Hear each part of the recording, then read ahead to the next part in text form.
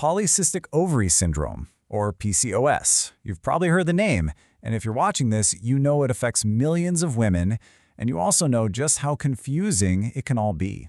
If you've ever felt totally overwhelmed by it all, you are definitely in the right place. In this explainer, we are going to pull back the curtain on PCOS, breaking this really complex condition down into clear, manageable parts. Let's just jump right in.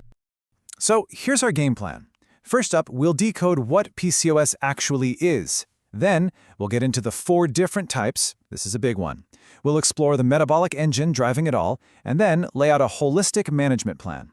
We'll even zoom in on some common symptoms with proven remedies before we wrap up with a really empowering look at the path to healing. Okay, Section 1. Let's start at square one and build a really solid foundation. What exactly is PCOS? And maybe more importantly, what is it not? All right, the first thing to get your head around is that PCOS isn't just about your ovaries. It's not just about cysts. It's a really complex condition that lives right at the intersection of your hormones, your metabolism, and even your psychological well-being. It is absolutely a whole body issue. And you know, it is incredibly common. We're talking anywhere from 6 to 12% of women of reproductive age.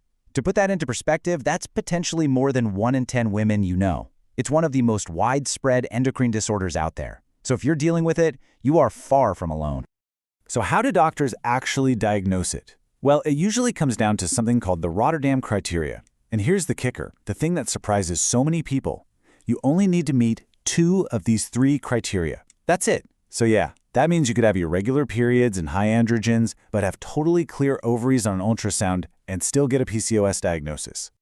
And that diagnostic flexibility, it leads us to what is, for so many people, a huge aha moment. It's the answer to that big question. Why can my friend and I both have PCOS, but have completely different symptoms? Because here's the thing, PCOS is not a single entity. It's not one thing. Think of it more like a spectrum that shows up as 4 distinct subtypes, or what doctors call phenotypes. And figuring out which one you might have is a total game changer for personalizing your plan. This table breaks it all down so well. So phenotype A, that's the classic one with all 3 criteria. Yep, it's the most common. But then look at the others. With phenotype C, you could actually have totally regular periods, but still have PCOS. And with phenotype D, your androgen levels could be completely normal. Each of these carries different metabolic risks, which is exactly why a one-size-fits-all treatment just doesn't make any sense. Now, you might be wondering, what's the common thread that connects all these seemingly random symptoms, from acne to weight gain to weird cycles? Well, for so many women with PCOS, the answer lies in our next section, the metabolic engine that drives the whole thing. Okay, a massive piece of this puzzle is insulin resistance. A staggering 50 to 70% of women with PCOS have it. So what is it? Put simply, it's when your body's cells basically start ignoring the hormone insulin. So your pancreas has to work overtime, pumping out more and more to get the job done. And all that extra insulin floating around, it can directly tell your ovaries to start producing more androgens. See the connection? And this isn't some invisible thing happening inside your body. Oh no, insulin resistance shows up as real physical symptoms. I mean, take a look at this list. Do any of these sound familiar? That energy crash you get after eating, the constant cravings, the stubborn belly fat, or even those dark patches of skin? These are all clues that your metabolism might be struggling. Okay, so we've got a handle on the problem and its main driver. I know, it can feel like a lot, but here's the good news. Let's pivot to the solution, because there is a powerful, integrated way to start taking back control, and it all starts with your lifestyle. Management begins with these 6 pillars of lifestyle medicine. And what's so great about this approach is that it's not just about managing one condition. This is a blueprint for overall health. It's about recognizing that how you eat, move, sleep, and handle stress are the true foundations of hormonal balance. So let's talk nutrition. What does that actually look like on your plate? The guidance is pretty clear. It's about focusing on what you can add in. More whole, anti-inflammatory, fiber-rich foods.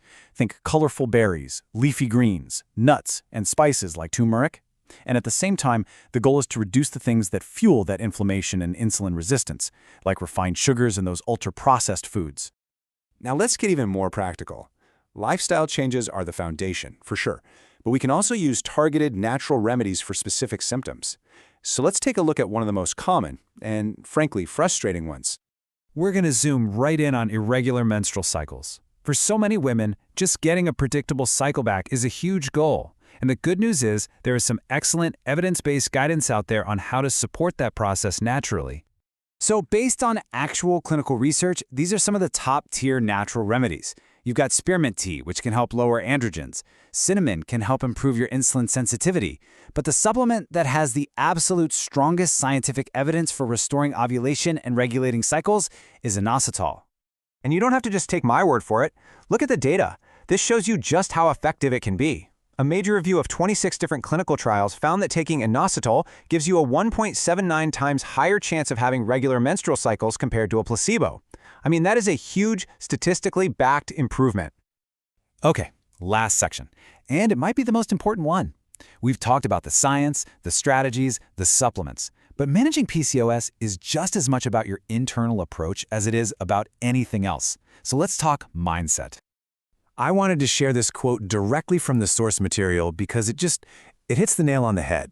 Healing isn't always some big, dramatic event. Sometimes it's quiet. The key is being patient with your body, consistent with your efforts, and having a whole lot of self-love along the way. And that brings us right back to the beginning, doesn't it? Remember those 4 phenotypes? They are proof that every single body is different. The real goal here is to become an expert on you, to learn to listen to your body's signals with kindness and figure out the unique combination of lifestyle, food, and support that helps you feel your best. So I'll leave you with this question. After everything we've talked about, what is one small, manageable step you can take for your health today?